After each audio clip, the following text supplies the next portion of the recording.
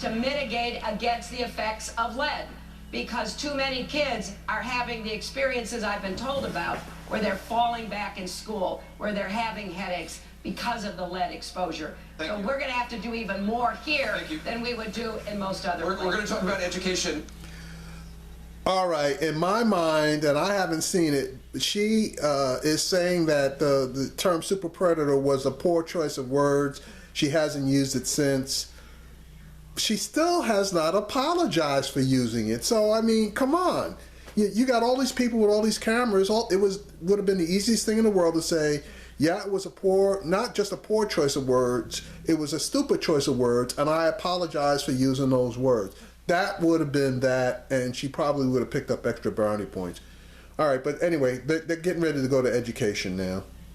In just a moment, can I respond to that briefly? Just to this, I am not sure which legislation that was, but I think it may have been the welfare reform, so-called. Oh, that was the crime bill. But during that same period, '96, there was a bill called, so-called, had a long title to it, Welfare Reform Bill. And this bill really was a bill that scapegoated the poorest people in this country. I strongly opposed that legislation. Secretary Clinton had a different position then. And what that legislation ended up doing is increasing extreme poverty. The poorest people in this country have become much poorer as a result of that, really a bill that was written by Republicans. Bad bill. All right, that was a good get in on that one, but it seems to me like Bernie's kind of starting to slow down, so I'm going to try to monitor this. Clinton, you were invoked. Well, once again, if we're going to argue about the 90s, let's try to get the facts straight. That bill had a lot of provisions that unfortunately were stripped out by George W. Bush, by Republican governors, and I disagree with the way it was applied. And I have a very clear set of ideas about what should be done to try to provide more support, including trying to cut poverty in half in the next 10 years. So then, if a bunch of good stuff got stripped out of that bill, why didn't you put poison pills in the bill so that if the good stuff got stripped out, all of the stuff that they wanted to leave in there, i.e. Republicans, would have been stripped out as well? If we're going to talk about the 90s, let's talk about 23 million new jobs. Incomes went up for everybody. The median African-American income went up 33%. That's a lie, all right? They juggled the numbers. Yeah, the people that were not incarcerated, their incomes and equities went up, but she fails to take into consideration the fact that they started massively incarcerating blacks and other minorities. Now, everybody should know that your equity and your income generating potential when you're in jail is basically zero. So now if you add in all of the black people, male, female, etc., into the overall numbers of black people in the country, the incomes absolutely did not go up 33%, because you had a reduction in the amount of men and women that were out there in the labor force and generating equity either in homes, just working jobs, etc. So the books were cooked on the numbers that she just put out there. And then when the 90s basically ended and we started declining, our numbers fell a lot faster than the median population, period. So she's cooking the books, her numbers are wrong, but people don't know that. At the end of the 90s, and we lifted more people out of poverty than at any other time in recent history. So we were on the right path. More jobs, rising incomes. Along came George W. Bush and trickle-down economics and brought us the Great Recession, which, thank goodness, President Obama has been digging us out of ever since. Yeah, and she's hugging President Obama. Secretary Clinton is right. 1990s, we created a whole lot of jobs. Good. And I supported many of your husband's initiatives. But in the 1990s, you know what we also did? We deregulated Wall Street, which And there he goes back to his Wall Street kick. He's got to come off of Wall Street, because Wall Street, a lot of people really don't give a shit about Wall Street because they don't have any money invested in Wall Street. Okay, and I know that if you take it out to its logical conclusion, that people should be concerned about Wall Street, but he's got to come off that. Every other sentence, not sentence obviously, but every other topic he always tries to bring Wall Street in, and he's got to stop doing that. allowed Wall Street to end up destroying our economy. We passed NAFTA and other disastrous trade agreements which had a horrendous impact on African Americans in particular, in Flint, in Detroit, and all across this country. So when we talk about the 90s, you're right, a lot of good things happened, but a lot of bad things happened. Thank you, Senator. I voted against those trade agreements. Thank you, Senator. And I voted against Wall Street deregulation. Thank you, Senator. All right. At least he brought the people in Flint and Michigan at least into the argument. He needs to mention Flint and Michigan every time he opens his mouth, but he's failing to do so. Take a short break. The Democratic presidential. Now they're going to move on to the subject of education. In nearby Detroit, the public schools have become a national symbol of neglect and failure. That school system is $3.5 billion in debt. Officials said they could run out of money by April. I want to bring in Shaniqua Kemp. She's right here. Ms. Kemp, her 14-year-old daughter, Imani, is a student in Detroit. Shaniqua is one of 10 parents suing Detroit Public Schools, not for money, she says, but to improve conditions. She says she's currently leaning towards Senator Sanders. Her question will go to both of you, but we'll start with Senator Sanders. Ms. Kemp?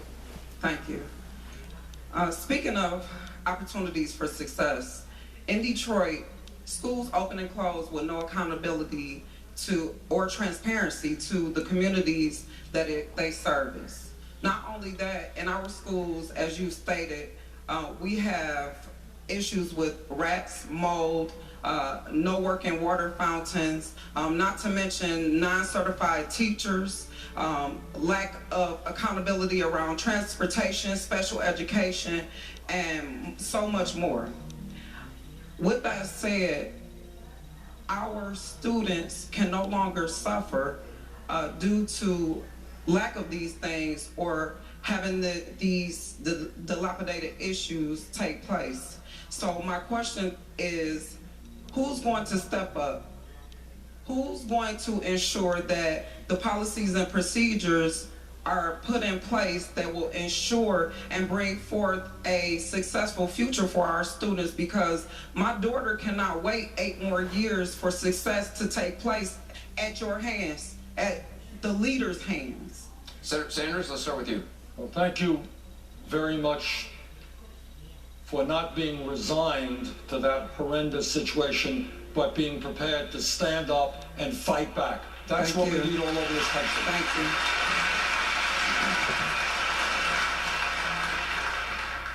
you. And let me be very honest with you. Hard thing to say, but it is true. A great nation is judged not by how many millionaires and billionaires it has, but by how it treats the most vulnerable amongst us. And that is the children, and that is the elderly. And you know what? We should be ashamed of how we treat our kids and our senior citizens.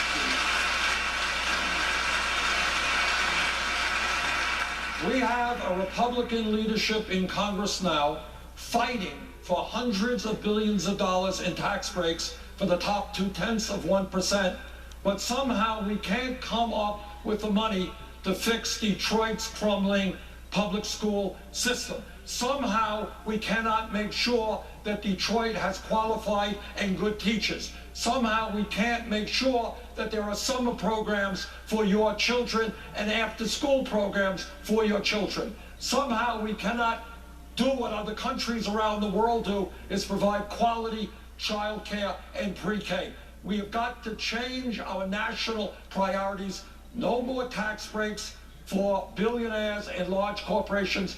We are going to invest in our children and have the best public school system in the world. Senator Sanders, before we go to Secretary Clinton, Senator Sanders, let me just follow up with you. As president, you have to decide where to spend your political capital. There's a lot of things you want to do. Where does fixing Ms. Kim's daughter's school and other schools, where does that lay in your list of things to do? Not only do we have a crumbling school system in Detroit and in many other areas, we have, and everybody in this room should be embarrassed by this, we have the highest rate of childhood poverty of almost any major country on earth. That is a disgrace. So when you ask me about my priorities are that no, we're not going to give tax breaks to the wealthy. We're going to ask them to start paying their fair share of taxes so we can raise the money to make sure that every child in this country, in Detroit, in Vermont, gets the quality education that he or she deserves. Secretary Clinton?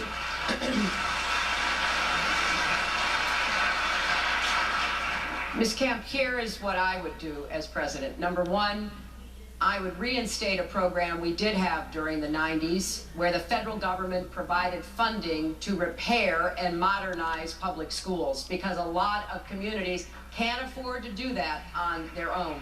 Secondly, I would use every legal means at my disposal to try to force the governor and the state to return the schools to the people of Detroit, to end the emergency management, which I believe if you look at the data, the situation has only gotten worse with these emergency managers that have put the system further in debt.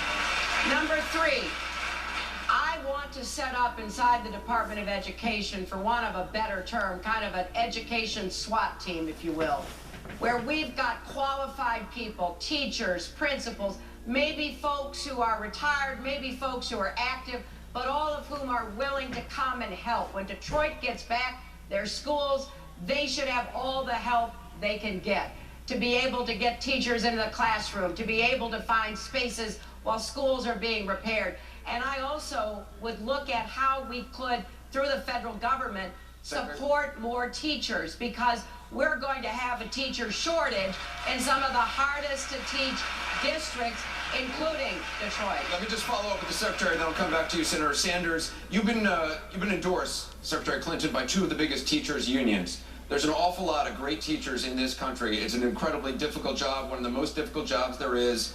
But union rules often make it impossible to fire bad teachers, and that means disadvantaged kids are sometimes taught by the least qualified. Do you think unions protect bad teachers? You know what? I am proud to have been endorsed by the AFT and the NEA, and I've had a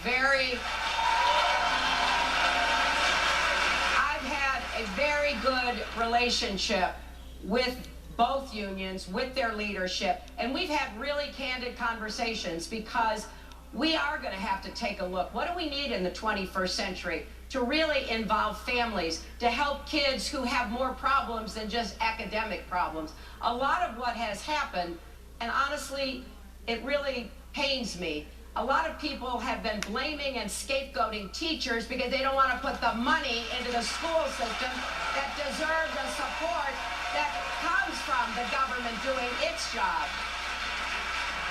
So just to follow up, you don't believe unions protect bad teachers? You know what? I have told my friends at the top of both unions, we got to take a look at this because it is one of the most common criticisms. We need to eliminate that criticism.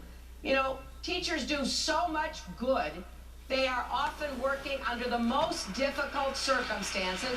So anything that could be changed, I want them to look at. And I will be a good partner to make sure that whatever I can do as president, I will do to support the teachers.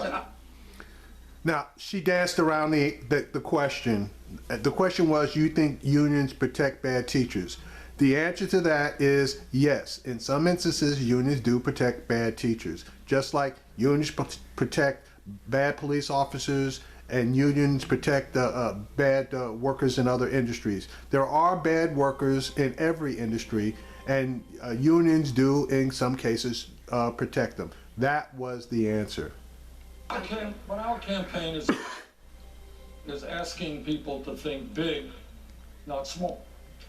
And when we think big and we talk about education, we got to ask ourselves a simple question. How is it, starting at college, that hundreds of thousands of bright young people are today unable to go to college because they can't afford it? How is it that maybe your kid, and when I was growing up, we didn't have any money, were not even dreaming about going to college because they knew it was another world? So starting with the top. Now, I know some people think it's a radical idea. I don't. I believe that every public college and university in this country should be tuition free. So that your child, regardless of the income of your family, knows that if she studies hard, she is going to be able to go to college. And you know what else we do? We invest in child care. Right now, you got child care workers making McDonald's wages. That is crazy. Thank you, I Senator. want well-trained, well-paid child care workers to give our youngest kids the best opportunities of Don, ever. I want to go. Now he made some good comments, but he did not answer the question either. So they both dodged this particular question, and he missed an opportunity earlier to state that if we can find $2 or $3 trillion to go fight wars in the Middle East, how come we can't find $1 trillion to pump it into our educational systems, and also another $1 trillion to pump into our infrastructure systems? We can find every dime we need when it comes to fighting wars, but we never can seem to find any money when it comes to actually investing into helping the people, i.e. infrastructure and social programs. My colleague, Don Lemon. Anderson, thank you very much. Secretary Clinton, I want to turn now from the state of our